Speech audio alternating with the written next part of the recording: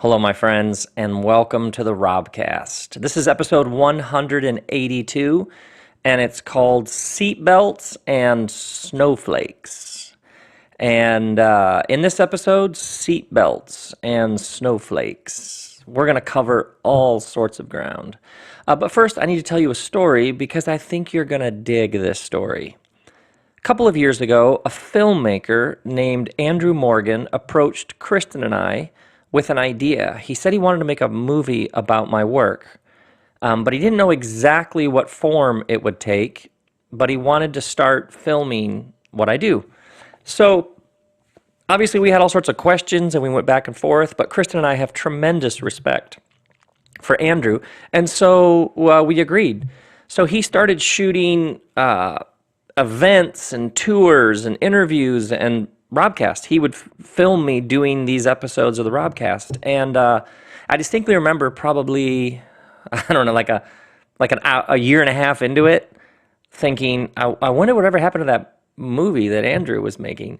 But then a couple of months ago, he sent me a trailer for the film that he's making, and he said he was on the home stretch and it was almost done, and then he was going to release it. Which brings us to now. This past week, Andrew released the trailer to the film that he's made about my work, and on February 24th, he's going to premiere the film here in Los Angeles. The film is called The Heretic, and I haven't seen it. Because obviously Kristen and I had nothing to do with making it. Like, we had no creative control, we had no approval, we had no editing. Andrew's made this film. He's made a website, the Heretic movie, where people can get information on it, where you can see the trailer. And then there's going to be a premiere, and I'm going to go to the premiere and see it for the first time.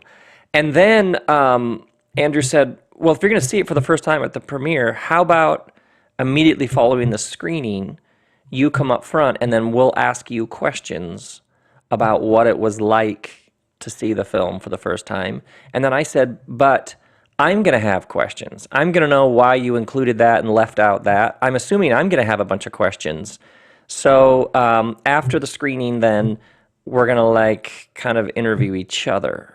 And the reason why I'm telling you that is because Andrew just told me that they're releasing a number of tickets for the general public, which is y'all, so that you all can come to the premiere. And honestly, if I'm going to see this film for the first time, I would love it if you came, because then we could all see it together, and that just sounds like a good time. Are you with me on this? So that's coming up, and you can go to that site and get everything you need to know about that. But man, if you were there, it would just be so much more fun.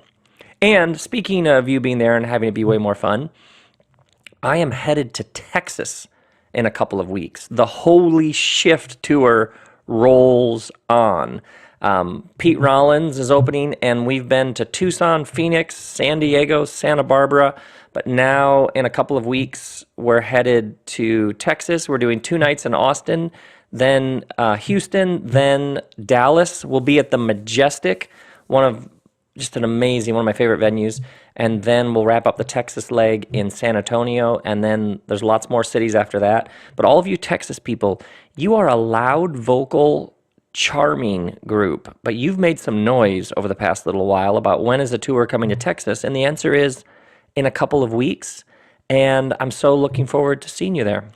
So those are a few things that are going on. But now we need to talk about seatbelts and snowflakes. So first, seatbelts, and then we'll get into snowflakes. So, seatbelts. In 1972, my parents had a yellow Ford Mustang convertible. And I know you gearheads out there are like, whoa, that was a car. Yes. And it had these 2 seats in the front seat. Then there was an armrest between it. And when we would go down the road, I would ride on the armrest, which in our family we called the hump. I would ride on the hump. You cannot say that sentence with a straight face. But we also later, we had a Chevy Monza, and there was a Cadillac, and there was a Delta 88 Oldsmobile, and there was a Caprice Classic station wagon with fake wood paneled siding, which is really just a sticker made to look like wood. Anybody know what I'm talking about? But we would, as kids, there was always who got to ride on the hump. This was normal. And I've talked to other people who were like, yeah, you sat in the front seat, and you would go down the road sort of on that armrest between the two front seats. And this was totally normal. Now, when I sat on the hump in that yellow Mustang, I was a human projectile waiting to happen, right? Like the slightest slamming of the brakes, and I would have been launched out the windshield, who knows how far. And yet, kids rode like this in those days all the time. And then you first heard about new data and information that was coming out about car crashes, about injuries and even deaths. And then you started hearing stories about people who said that they'd lost a loved one, but if that loved one had been wearing a seatbelt, they probably would still be alive. And then laws were passed that you had to wear a seatbelt, click it or ticket. And then it got to the point where when you get in your car, not only if you didn't put your seatbelt on, would your car make a grating, horrifically annoying noise, but now if you get in your car and you don't put the seatbelt on, you instantly have almost like a physiological reaction, right? Like wait, something's wrong here. I'm lacking something. Oh yeah, my seatbelt. By the way, I had a relative who up until the late 90s refused to wear a seatbelt. It's like, And it was like, this was a luminous, fantastic human being who, it was like a running family joke that he just really didn't see any need for a seatbelt until I think it was the birth of his first child, and suddenly he was wearing seatbelts. Now, here's why I find this fascinating. When I was riding around on the hump of the yellow Mustang, nobody even talked about the need for a seatbelt or having a kid like me strapped in. It was like completely unaware. It wasn't even on the radar.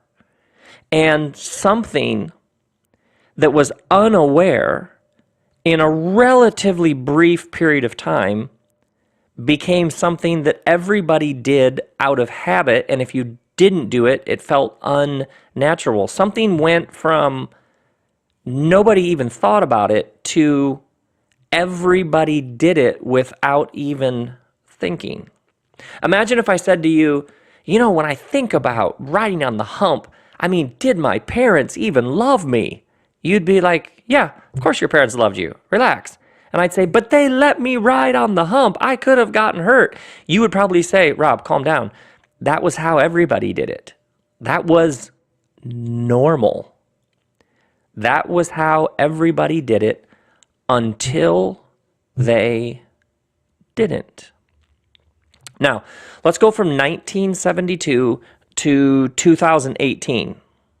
The question, of course, and some of you know exactly where I'm headed with this, is what are the things that we aren't even discussing right now, that we aren't even aware of, that are just how everybody does it, that our kids or our kids' kids are going to be like, you did what? How? And nobody said anything? What will our grandchildren look back or look down upon that we right now aren't even discussing? So if we go back to seatbelts, how do things change? Apparently things change when something moves from unaware to aware. So data, facts, information, stories, listening, hearing, seeing. And then people begin to take first steps based on that, actions. And then you have the passage of time, which we'll get to in a minute. And eventually what was something no one was even noticing becomes a new normal. Now, the reason why I talk about this and bring up yellow Mustangs, is it feels like we're living in the midst of a great waking up. Are you with me on this? It feels like we're living in a period of time when we're becoming aware of a number of things that have just been how it is. And there's almost like this collective spine being formed that's going, no, that can't be how it is. It has to change. Like the lights coming on. You have injustice being exposed. You have patterns and systems of exploitation, harassment, and oppression being revealed. You have inequalities being called out. You have things that are flat out dangerous being exposed for what they are. And it's like a Vitamix of waking up and change. And so what I want to do is I want to offer a number of thoughts about how you stay grounded and centered when all of this is swirling around you.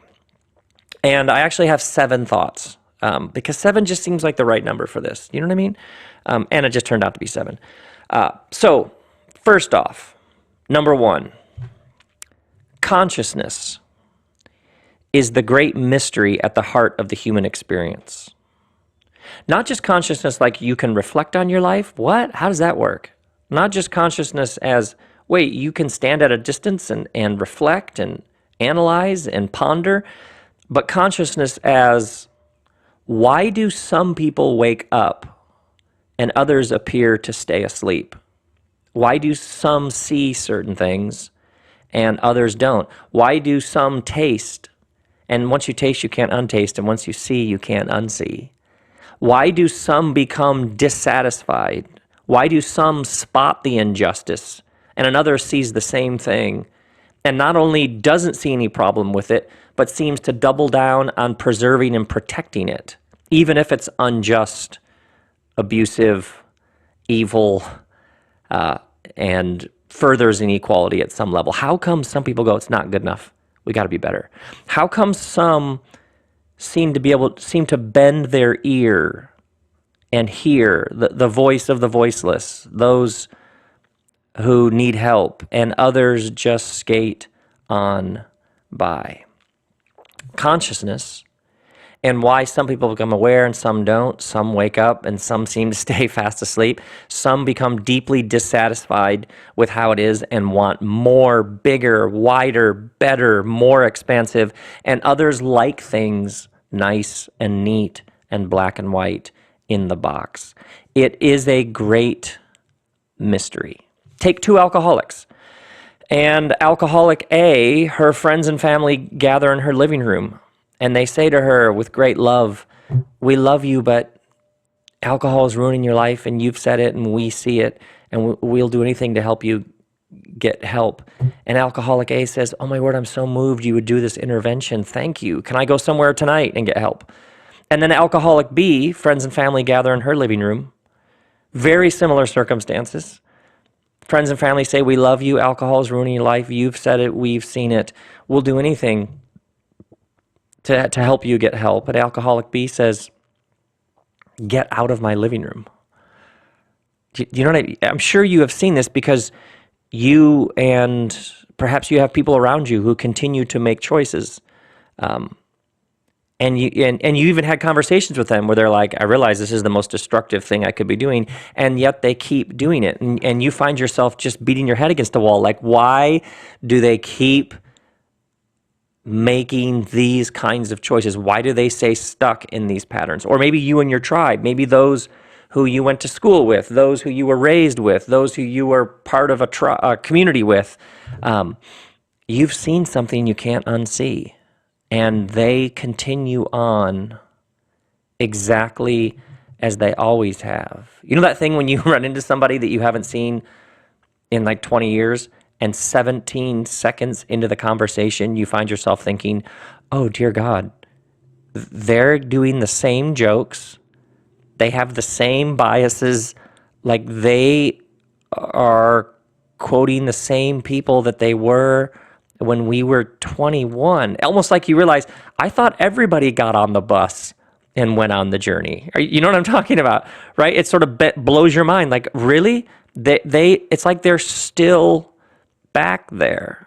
Why do some see and follow it and take steps and change and grow and expand, and others seem to have no interest in such things? And there's these endless moments where Jesus, it's like he says to his disciples, okay, here's the deal. This is my version of it. Okay, here's the deal. I'm going to go talk to this crowd right here, and I'm going to tell them a group of things, and some of them are going to get it. The lights are going to come on. They're going to grasp it. And others are going to want to kill me. It's almost as if Jesus says, it's like I'm going to go out and plant some seeds, and some of those seeds are going to fall on very fertile soil, and some of those seeds are going to fall on like rocky ground. It's as if Jesus says, I don't even understand it. Why some people, the seed takes root, and others, it doesn't. And there's obviously different reasons. Sometimes it's data. You get information you didn't have, and suddenly you're like, wait, what? I got to act on this. Sometimes you have an experience, a disruptive experience, in which your current categories and labels simply don't work like they used to. Sometimes we get in enough pain that we're willing to change. Other people just seem to be curious, like they're like students, and they just keep following it where it takes them. They just have a hunger to explore, to discover. It's a Vitamix of causes, essentially. But consciousness is the great mystery at the heart of the human experience. And maybe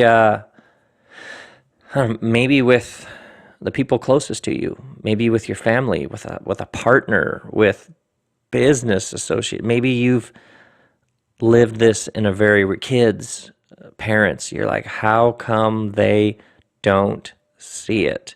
And the answer is, when you ask that question, you have entered into one of the great mysteries at the heart of what it means to be human. Now, building on that, number 2, you and I, we live, move, we work, and we relate within systems and institutions and neighborhoods and families and cultures and workplaces that generally have a center of gravity of consciousness. There's generally a way, sometimes explicitly stated and written, other times it's just below the surface, and it's just a shared assumption about how things work, what's proper, what's appropriate, how we do things, how we see the world. It's the lens, the filter, the pair of glasses that everybody's wearing through which they view and then navigate their world. Now, a couple thoughts about centers of gravity. Give me 5 minutes on the playground, eavesdropping on a group of parents of 3 and 4-year-olds. Give us a couple of minutes, and you and I will be able to figure out the center of gravity. It's the shared assumptions. It's the lens. You can pick this up quite quickly. Sometimes it's just anxieties. What people are anxious about shows you sort of how they see things. Like, wait, your 6-year-old hasn't learned Russian yet? Oh, man, your kid might end up in a van down by the river. Or, oh my word, you haven't sent in your application to that private preschool yet? Well, I mean, what happens if your kid doesn't go to a really expensive private preschool? What's going to happen to them? We're in the second trimester of the pregnancy. That's not really on our radar. You go to an office space and you listen in on how this particular group of people in this office, how they think about their work, how they think about their competitors, what kind of view they have of the industry that they're in, how they understand their role in the larger marketplace. You can often identify essentially the center of gravity. Or obviously family systems. There is a way that we do things. And if you break from that, you become the prodigal, the black sheep, the one that we do not speak of. Some of you know exactly what I'm talking about. Now, here's what's important to understand about systems. Systems and institutions generally bend towards their own self-preservation. Generally, systems and institutions, family systems, businesses, generally bend towards their own self-preservation and security. And so you get from your belonging safety, direction, guidance, reference points. Sometimes you get a paycheck. Sometimes you get love, as long as you stay within that system. But if you at any point see beyond it or challenge it or no longer buy the party line, what you are then up against is a system that has oftentimes years of entrenched self-preservation. It's rigged to keep it the way that it is. Two thoughts about that. Number one, when you then see beyond, or if you tasted something other than that, the system will generally then have to discredit you. Whether you're the brother-in-law or Colin Kaepernick or the woman in the workplace who just says, no, I will not put up with that for one more minute. Systems bend towards their own self-preservation, and if you challenge the dominant center of gravity, the system will generally align itself around discrediting you, because tremendous resources, time, energy has been invested in keeping this what it is.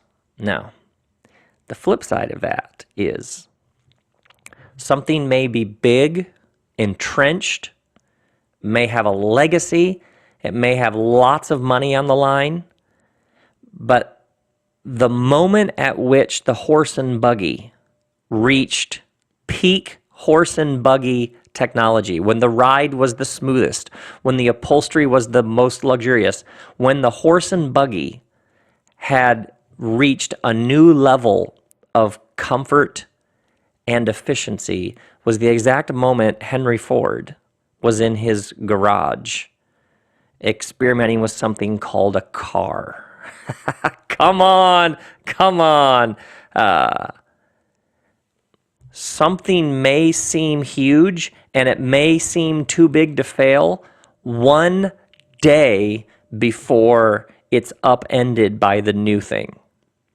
And I'm speaking to all of you who you are in some system, some network, something that has a strong center of gravity, and it pulls out the laser beams. It pulls out the big guns for anybody who resists it or speaks out against it. And you're thinking, I don't know if this thing is, I think it might crush me. It's important to remember historically that sometimes something may seem too big to fail and invincible, and a day, a week, a month, a year later, it is in shambles. You never know. Now, we'll come back to that in a second. Hang with me here. Let's go to number 3 then, building on this. Your newfound insight, growth, maturity, discovery, enlightenment, and waking up may become the exact place of conflict with your tribe, system, and institution of origin. That was the most giant sentence I think I've ever said. So let me just say that again. Your newfound insight, information, growth, maturity, discovery, enlightenment, waking up may actually be the exact place of conflict with your tribe, system, or institution of origin. The exact moment when you go, wait, there's got to be some other way to do this. This is wrong. This is inefficient. This is unjust. This is harassment. This isn't smart. This isn't big enough, wide enough. It no longer fits in the box for me, so I can't pretend like the box is the sum total of the whole thing. The moment you have that realization and you in any way express it, the place where you are now most alive may be the exact point of conflict, condemnation, and judgment from whatever institution, system, family, etc., that you are a part of. There is a great paradox in this, that you might be filled with wonder and awe and, oh, I see it in new ways. Yes, it's so much better, bigger, wider. The moment in which you are more alive than ever may be the exact moment when you feel the full weight of the system that you have previously been a part of. There is a paradox here. So when we experience resistance and denial from any system, it should not surprise us because systems are bent towards their own self-preservation. And when we find ourselves subsequently in the midst of the paradox of, man, the thing just got let out of the box and it's more mysterious and wonderful and beautiful and captivating and confusing and overwhelming, but strangely intoxicating than ever, might be the exact moment when you feel the full wrath of the tribe. Now, let me add to that. If you stay quiet, or you don't act, or you don't follow it where it leads, or you aren't true to the new life that is welling up within you, a part of you may die. And you subsequently may now become part of the problem. And the reason why I say that, the number of people I have met who say to me, I love your books, I could just never say it because I would lose my job. I don't even know what to say. So sad. But if you stay quiet and you don't follow the new life that is welling up within you, if you taste, and you can't untaste, if you see, and when you can't unsee, you deny those experiences, you are denying a part of your authentic experience, and a part of you dies. You follow it. You step into it. But if it's new or it's not the norm or it deviates from the center of gravity, it may take you into conflict. It may take you into loneliness. And here's the thing, welcome. Because you are now joining a long, long tradition. Yeah, there's a loneliness. All forward movement has an underbelly of loneliness because you find yourself thinking, why doesn't everybody see this? Why isn't this obvious? Step one, consciousness is the great mystery at the heart of the human experience. And when you find yourself thinking, why doesn't everybody see this? This is awesome. Why did everybody vote that way? What happened to them? What happened to their brains? What happened? If you find yourself thinking, why doesn't everybody see this? Because if everybody saw it, then it would not be new. It would not be progress. It would not be the future. It would simply be normal.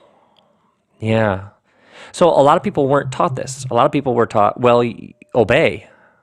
Follow the rules, be a good, whatever it is, soldier, participant, member. And they weren't taught, if you actually stay alive and you keep going and you listen and you learn and you pay attention to the Christ wisdom present within you, guiding you, you may find yourself in conflict with the very systems and institutions that were once home and all you knew. So there is an underbelly of loneliness to all this because your newfound insight, growth, maturity, discovery, waking up, and enlightenment may become the exact place of conflict, departure, and you may even need boundaries with what was once your closest tribe. Now, number 4, let's keep going. Number 4, your evolution is taking a while. I love that one. My evolution is taking a while. Yeah, grace. We work out our faith, fear and trembling. Yeah, it takes a while. 2 steps forward, 1 step back. Your evolution is taking a while. And the reason why I say that is perhaps you right now are seeing all of these new things being birthed, new awareness, new understanding, injustice is being called out, entrenched systems of power and exploitation are being called into question, and you're like, faster, faster, faster, come on, you want the whole thing to change right now, politically, economically, gender relations, sexually, whatever it is, and you're like, come on, come on, come on. It's important to remember your evolution, your change, your growth, your waking up is taking a while. And if every one of us as an individual, it's taking a while, and then you put millions of us together, it might take a while. Are you with me on this? Yeah, it might take a while. It might take a while. And that's part of it. It doesn't mean you don't have anger. It doesn't mean you don't march. It doesn't mean you don't shake your fist. It doesn't mean you don't throw some stones here. But it's really, really important, because imagine if how you feel when somebody says to you, get it together, come on, what's your problem, faster.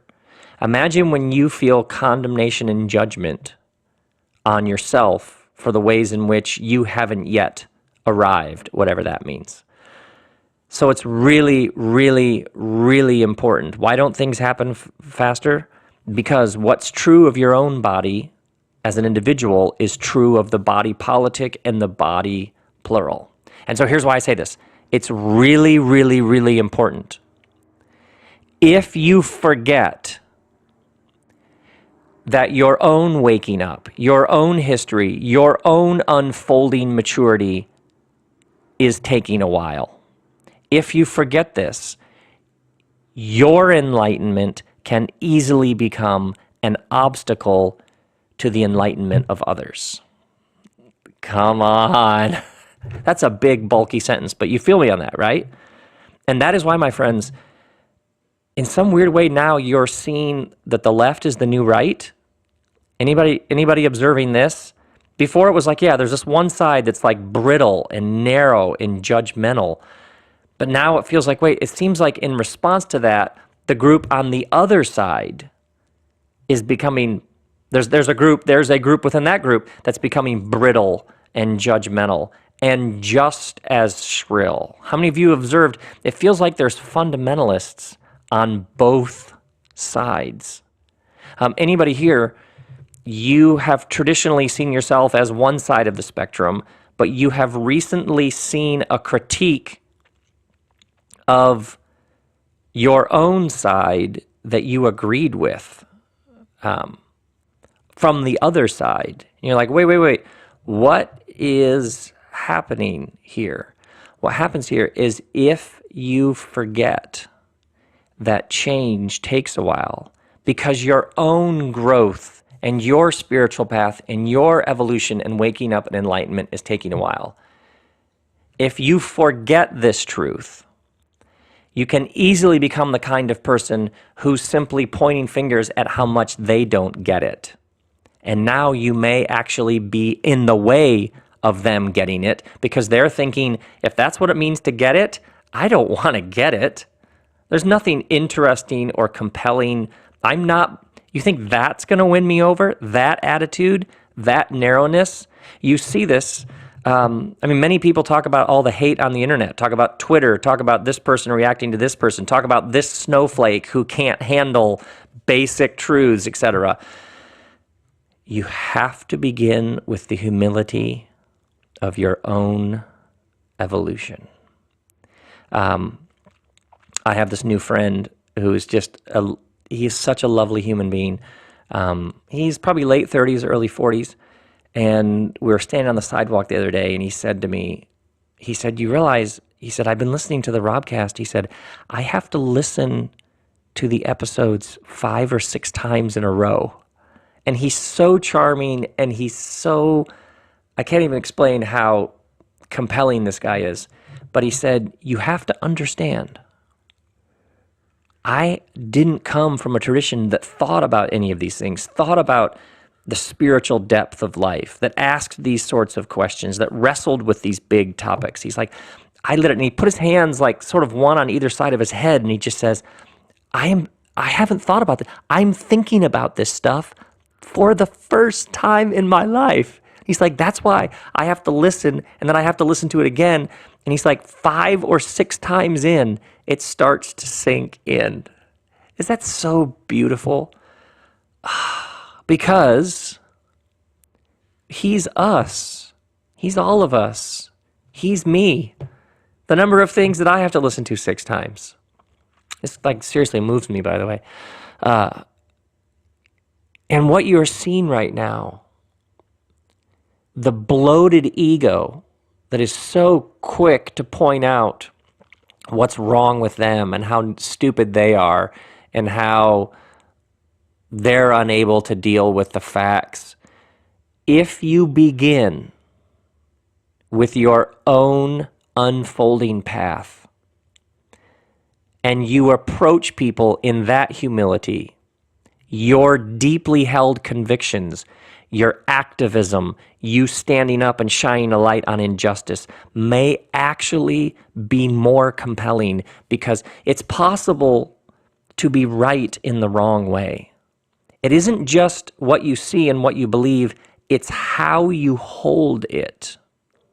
And see, for many people, it's like, this is the truth. What's the problem? The problem is the truth, when it's not held well, and when you don't bear it with a particular spirit, can become just another hammer. It's just another gun. It's just another clanging cymbal. So as you think about change and how things change, and the people who have most compelled you, they're rarely people who charge in with, I'm right, sit down and take notes, right? They're generally people who charge in and they've got an element of humility to them. They've seen something. You can feel it in their presence and being. They're deeply aware of their own path, how far they still have to go. And if you begin there, I may have traveled some distance, but I have a long way to go. That's now a proper view of the whole thing. And you will probably have way more people interested. Now, this, number 4, flows into number 5.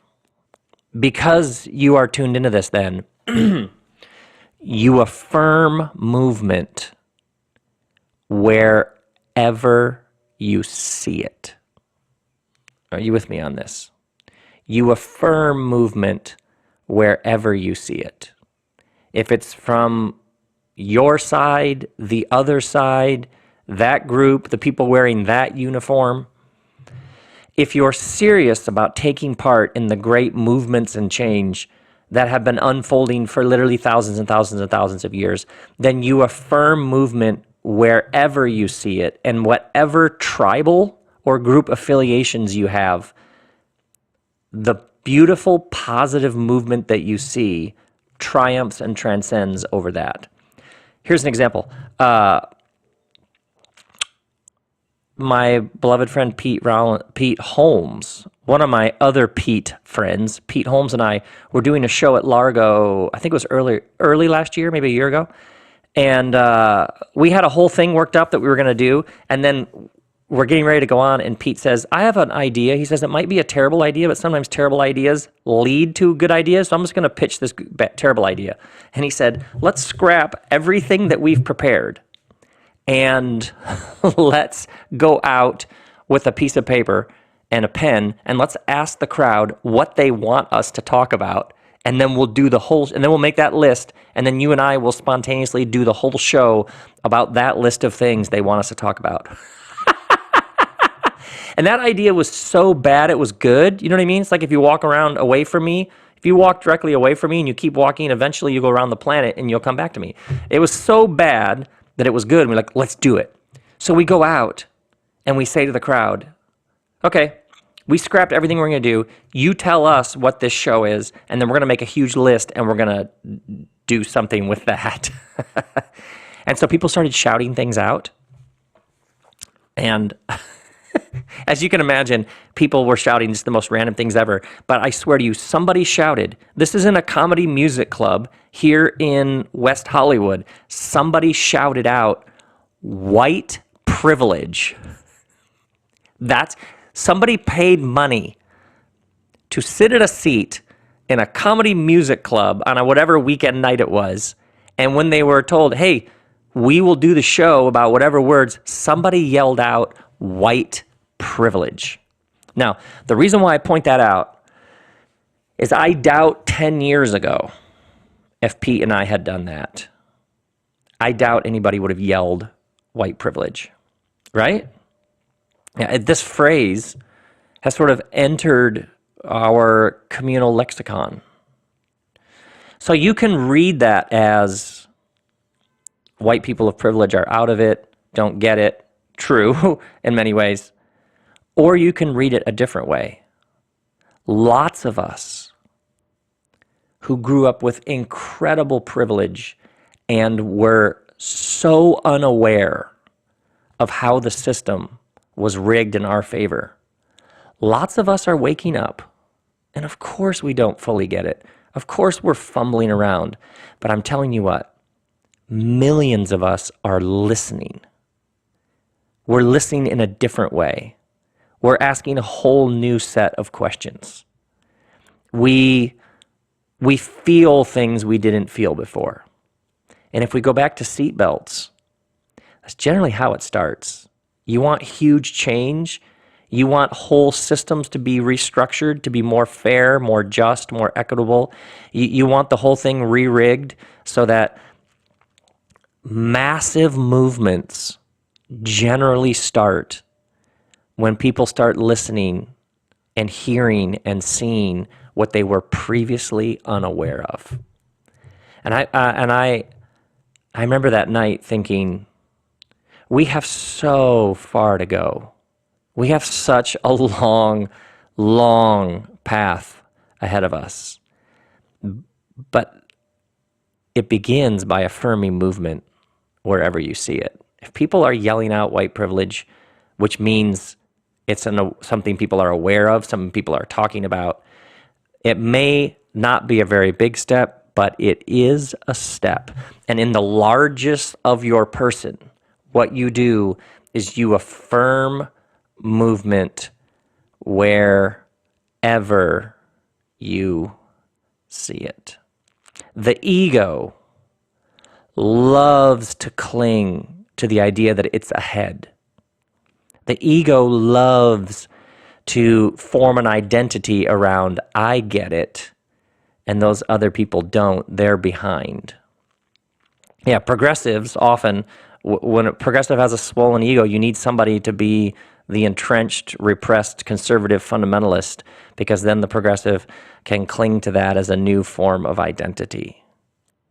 But when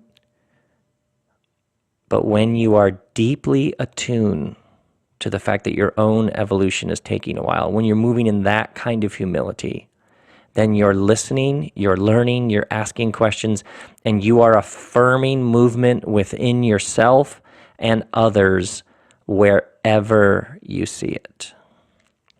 Now, two more. Number 6. It's really, really, really, really important that we march, that we resist, that we organize, that we rally, that we sign up, that we speak out. But it's really important that we do all of this grounded in the transcendent dignity of our shared humanity. It's really, really important what you're plugged into, what you're grounded in. And what we're observing now, even with this phrase, Snowflakes, which has sort of had a resurgence, which is the person who's easily offended, who never stops tweeting about how this person has crossed the line and offended them, is hyper-reactionary. The reason why this sort of rubs you wrong is the point is to be grounded in something way deeper, way stronger, something ancient, something way more transcendent than your own ego or feelings. It's not that things aren't offensive. It's not that people don't say incredibly hurtful things. But imagine in the ancient tradition, it was understood that we're created in the image of God. That what we are interested in is something way deeper than your words or my feelings about your words. Imagine Martin Luther King complaining that somebody sent him and said a nasty thing about him on Twitter. You just laugh at it, because why was he so compelling? Because he's grounded in the transcendent dignity of our shared humanity. It's like a giant bass note under everything he was doing. And what's happened to much of our shared discourse right now, especially on social media, is it oftentimes feels like it's about nothing larger than just who's upset with who and who offended this person and who wasn't politically correct enough, and not, no, I'm going to stand up, I'm going to make some noise, I'm going to resist, and I'm going to march because somebody somewhere, the sacred dignity of being a human being is under assault, and I am going to stand with them. This is why also, by the way, when people just seem to be angry with the president, and that's about as deep as it gets for them, you use your power not just to be against something, but to be for something. The people who really move, the people who really catalyze change, they're for something. It's not just, we have long lists of what they don't like, but we have a deep sense of what they're for. And that is what moves us. One more thought. In the Jesus tradition that I'm rooted in, history is headed somewhere. Yeah, history is headed somewhere. There's even a phrase throughout the scriptures called the day of the Lord, which sounds like the day of the Lord. But what's interesting when you read about it is what the writers would always talk about it is a day. They would often use phrases like judgment, but judgment in the scriptures means disclosure. That means the lights being turned on. So in the scriptures, there was endlessly, you endlessly find the writers talking about a coming day when all of the lights would be turned on, when there would be disclosure and exposure, when everything would be made right. The Apostle Paul talked about a new humanity. I love that phrase. There's a new humanity that's unfolding in our midst. And the reason why I say that is oftentimes underneath people's anxiety, underneath their tweets, is this sense of fear that the whole thing is just unraveling and it's just spiraling out of control and the train's going off the tracks. But I find really interesting is the saints, the mystics, the sages, the gurus, the apostles, all witnessed to a belief and a deeply held conviction that history is actually headed somewhere. So when there's a system of harassment, when men have been using their power to exploit and degrade women, and then somebody speaks out and the lights get turned on, of course, yes, of course, any movement into truth, any movement into holding people accountable, it's like the future rushing into the present. Yeah, it's not an aberration. It's not just a brief moment of somebody being held accountable before things veer back. No, it's a taste of what's coming. So are there setbacks? Yes. Does it sometimes feel like 2 steps forward, 9 steps back? Yes. Is it maddening? Yes. But to every one of you who find yourself losing hope, who find the resistance to your resistance so strong and so toxic and so entrenched. In the Jesus tradition, love wins. In the Jesus tradition, all the lights get turned on, everything gets made right. And so you do what you do with a quiet, bass note confidence that when you speak up, when you call things into account, when you shine the light on things that need to have the light shined on them, you aren't some aberration. You aren't some problem to be dealt with. You are a messenger of what's coming, of the future. It is the future rushing into the present. It is heaven and earth coming together. And it is absolutely beautiful when that happens. So for everybody who has that sense like, wait, what's happening? Where is it going? Is the whole thing going to blow up? In the Jesus tradition, you begin with a calm sense of grounded confidence that this is actually headed somewhere, that change is possible, that there actually is an arc to the universe, and it's good. Yeah, not a cheap, superficial, shiny, happy good, but like a deep, no, it's good. It's good. It goes somewhere really, really good. And that, of course, requires all sorts of faith. So there, my friends, seatbelts and snowflakes. Grace and peace be with you.